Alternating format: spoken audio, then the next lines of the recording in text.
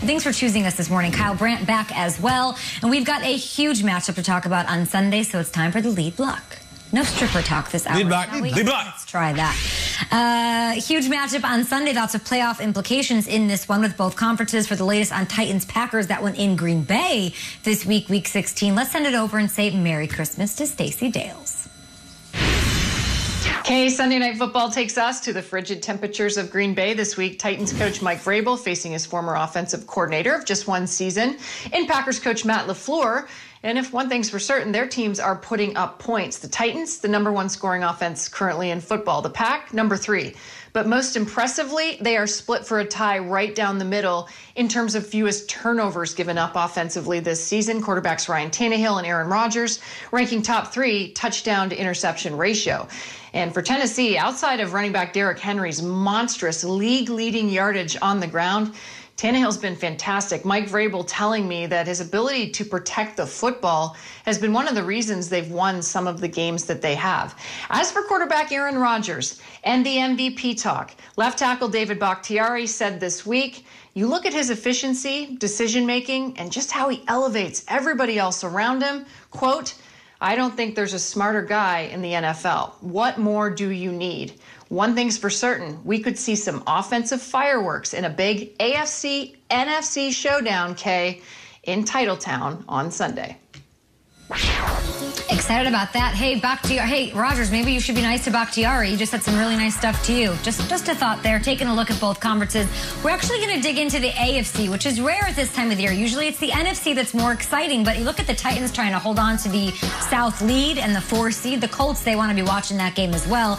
As well, the Dolphins, guys, check out that 7 seed. They're looking to keep pace in the playoff picture. They take on the Raiders on Saturday night in Las Vegas. I think Miami, safe to say, have sort of shocked the league this year. Really impressive. 5-win team in 2019. 5-win team. And now they are knocking on the door of the postseason, KB. So a lot of things have been off in 2020. Good or bad, the Dolphins are the surprise team of the season so far. Do you agree? I totally agree. This is it. We can find some other ones that are surprise teams. There's been some unpleasant surprises. There's been some great ones. This is Miami. And how do you know? Well, in August and September, every show on every platform in every state in every country does their segments predicting records and seeing who you think is going to win. How's the season going to go? We do it ourselves. I went back and looked. How many people really thought the Miami Dolphins were going to do anything this year, let alone be on the precipice of a playoff run? I look back. Sporting News had the Dolphins at 4-12. USA Today, love it. Get it at the hotels for free, 6-10. ESPN, 7-9. Huge credit to Sports Illustrated for looking at the Miami Dolphins and saying, you know what, 8-8. But here is the coup de grace. Ladies and gentlemen, NFL.com, our own website on our own media platform, had a 35-person panel, 35 people. And guess how many people had the Dolphins making the playoffs? 0. 0 for 35? No one wanted to take a shot. This includes Baldy, Kurt Warner, Judy Batista, Cynthia Freeland, and our very own Schrager and Burleson. 0 for 35. What Tua has done, what Fitzpatrick has done, and most importantly what Brian Flores has done, ain't a damn person who said, yeah, I see them as a playoff team. Most of them had them sub 500. So yes, that is the biggest surprise of the NFL season. Burleson, you're one of the 35. Own that, fam.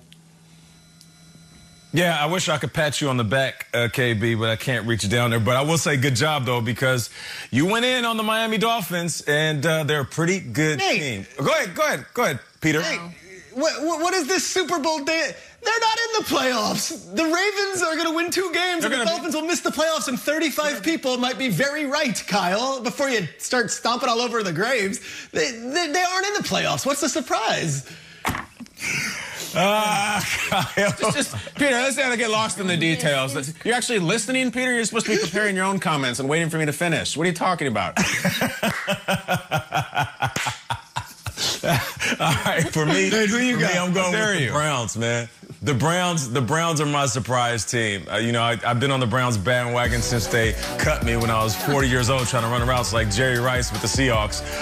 But you know, this past season, They have shown exactly what I thought they could be. That's a quarterback that could take care of the ball, wide receivers that are consistent, and more importantly, a running game that mimics what the AFC North is. And what I love about this game is, this season, is that Baker Mayfield, he has took a step in maturity, not just on the field with his decision-making because he's taking care of the ball the later part of the season. I just feel like he's handling the media the right way. He had a sophomore slump, which on the field he wasn't playing well. And then in the media, he was just doing too much. He was doing too much talking. He was barking too much. He was taking too many things personal. Now he's the same guy, but he doesn't take himself too serious. And that's the perfect type of leader. It's a sweet blend between a guy that you can follow just whenever, because you know that he's going to lead you in the right direction, and also a guy that can joke around with you. And that's what he's been doing. So for me, it's the Browns, the biggest surprise. And I can't wait to see what they do in the postseason, because now it's one of those points where the Browns have already won. I mean, at 10-4, they have already won. If they get into the playoffs, they're just playing with house money, baby. Yeah, I think the Browns and the Dolphins have both been incredibly pleasant surprises. And Kyle, I'm only kidding around. The Dolphins, if they handle their business, they will be playing playoff football. I'm going to look at the negative side of it, and I hate to go negative here, but like there are a couple things that I know and I always rely on. I know on December 25th, Santa Claus is coming and he's going to deliver gifts. I know that TMZ and Page 6 are always right. And I always believed that like Belichick would find a way. I'm surprised that the Patriots, Week 16, are just done. Like, I really am. I picked Belichick to be the coach of the year before this season. That was wrong. Yeah. I picked Cam Newton to be the most improved player. That was wrong. Like, I just thought that they'd find a way. And here we are, late December, and they're eliminated. They're done. Even when they caught fire a little bit and they beat the Chargers 45-0, like, the part of me was like, all right, here they come. And then the Rams just blitzed them 24-3. I don't know. To me, it's a surprise. And I know you could say, well, look at all the guys that they lost, and Brady's gone, and Hightower's not playing, and Chung's not playing, and come on, Edelman's been injured. I know. And on paper, they probably weren't a playoff team. But to me, to be in this part of the season with a wide-open AFC, and for the Patriots to be completely irrelevant out of the picture, I got to say, it's a bit of a surprise. Yeah, I'm going to go over to the NFC for mine. My surprise team, I'm going to go with the Cardinals. They went from a 5-win team last year to being on the cusp of a playoff appearance. And I'm not saying they're going to make it far. I'm not saying that they're going to flip the table. But this is the league's most competitive division, so I think they deserve some love. I think they need a few more pieces. They need to grow out of some of their issues with discipline and mistakes. This is like the table setter year, though, so I'm impressed. It reminds me of what we saw from the Rams when they had McVay, when they just got him. They got into the playoffs. They weren't quite ready. They lost in the first round. And then the next year, they built off of that. And what happened? They went to the Super Bowl. So I feel like this team is peaking at the right time. They're setting the table for the future. And I did not think it was going to happen this early with Kyler and Cliff Kingsbury. So kudos to them.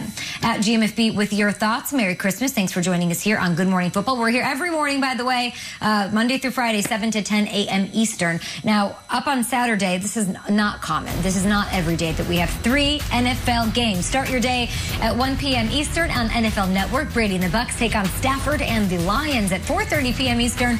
The Niners face the Cardinals on Prime Video. Yes, Amazon Prime Video, and only there. So make sure to go ahead and get your stream on and finish up your NFL Saturday. Back with us right here on NFL Network. It is Tua and the Dolphins battling Jacobs and the Raiders at 8:15 p.m. Eastern. Tom Pelissero joining us now to stick with that Saturday matchup between the Dolphins and the Raiders. Could Las Vegas have Derek Carr back for this one?